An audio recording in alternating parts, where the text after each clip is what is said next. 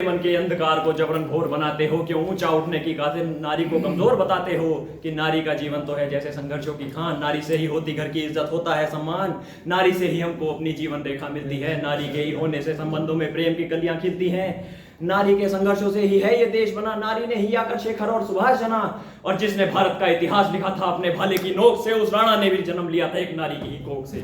मंचासीन निर्णायक मंडल, यहाँ उपस्थित समस्त सम्मानित ओजस्वी सहवक्ताओं एवं श्रोताओं को मेरा प्रेम भरा प्रणाम। मैं रचित राठी आज की सभा के विषय के पक्ष में अपने विचार प्रस्तुत करना चाहता हूँ। महोदय, हमारे देश का लाखों वर्ष का इतिहास जिसका ऋणी है वह है शक्ति स्वरूपा नारी। वह नारी जो यदि हाथ में घोषा और अपाला की तरह वेदों की दिशाएं रच ले, और यदि हाथ में तलवार ले ले तो धरा के मानचित्र बदल दे, जैसे हमारी रानी लक्ष्मीबाई ने किया था। परंतु उन्होंने कभी हमसे किसी तरह की कोई उम्मीद नहीं की। क्यों? क्योंकि वो जानती हैं कि हम सदैव से उनका सम्मान करते हैं। उदाहरण के लिए और भी कई हैं, जैसे माँ मीरा, रानी पद्मिनी, पन्ना धाय, कोई भी हो सकता है।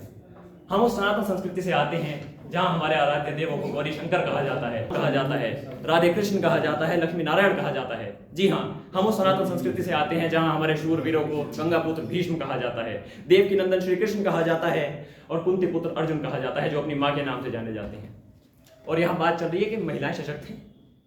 जो ये मानते हैं कि महिलाएं सशक्त नहीं हैं, उनसे मेरा केवल एक सवाल कि हिमालय ऊंचा या बछेंद्री पार। महोदय, नारी सशक्त है, ये सीधी सी बात है, आप भी जानते हैं, मैं भी जानता हूं, तो इस पे कोई चर्चा होनी ही नहीं चाहिए।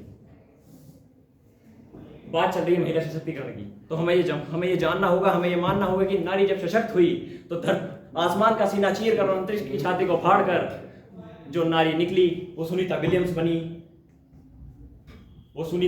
बनी और कल्पना चावला बनी। जब महिला सशक्त हुई तो समाज की कुरीतियों को जिसने समझ लिया, जो सत्ता की कड़ी नीतियों, बुरी नीतियों का जिसने कड़ा विरोध किया, वो निर्मला सीतारमण बनी, इंदिरा गांधी बनी, स्मृति ईरानी बनी। महोदय, मेरे घर में 2 छोटी छोटी बहनें हैं, तब मैं कहता हूं कि मेहंदी, रोली, कुमकुम का त्योहार नहीं होता, रक्षाबंधन के चंदन का प्यार नहीं होता, और उनका आंगन हरदम सूना सूना रहता है जिनके घर में बेटी का अवतार नहीं होता। समाज से एक छोटी सी लड़ाई है, जब भी किसी पुरुष में कोई कमजोरी देखी जाती है तो उससे कहा जाता है कि चूड़ियां पहन ले। मेरा सवाल है कि यदि चूड़ियां मानक है कमजोरी का, तो क्या आप जगत जननी जगदम्बा को चूड़ियां पहनाती? जो चूड़ियों को कमजोरी का मानक मानते हैं, उनके लिए ये चंद पंक्तियां कि चूड़ियां मुझे क्या दिखाई देती हैं और आपको क्या दिखाई देनी चाहिए।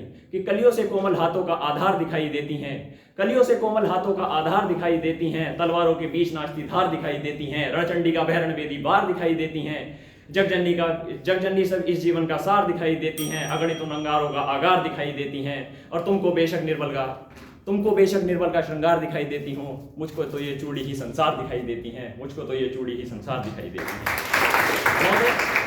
अंत में ये चंद पंक्तियां उनके लिए जो पूछते हैं कि चूड़ियों ने यानी नारियों ने हमारे लिए क्या क्या किया है। कि वीरता को वर्ती इस भारत की भव्यता को करुणा की कल में सिखा गई हैं चूड़ियां, वीरता को वर्ती इस भारत की भव्यता को करुणा की कल में सिखा गई हैं चूड़ियां, पौरुष की परिपाटी तलवारें पढ़ा गई तो गरिमा की गोष्ठियां लिखा गई हैं चूड़ियां, और दृढ़ता का वरदान वीरों ने टिकाया तो धीरता को धैर्य से टिका गई हैं चूड़ियां, और जलकर जब जौहर में ज्वाला अपनाई तो खिलजियों को आईना दिखा गई हैं चूड़ियां, खिलजियों को आईना दिखा गई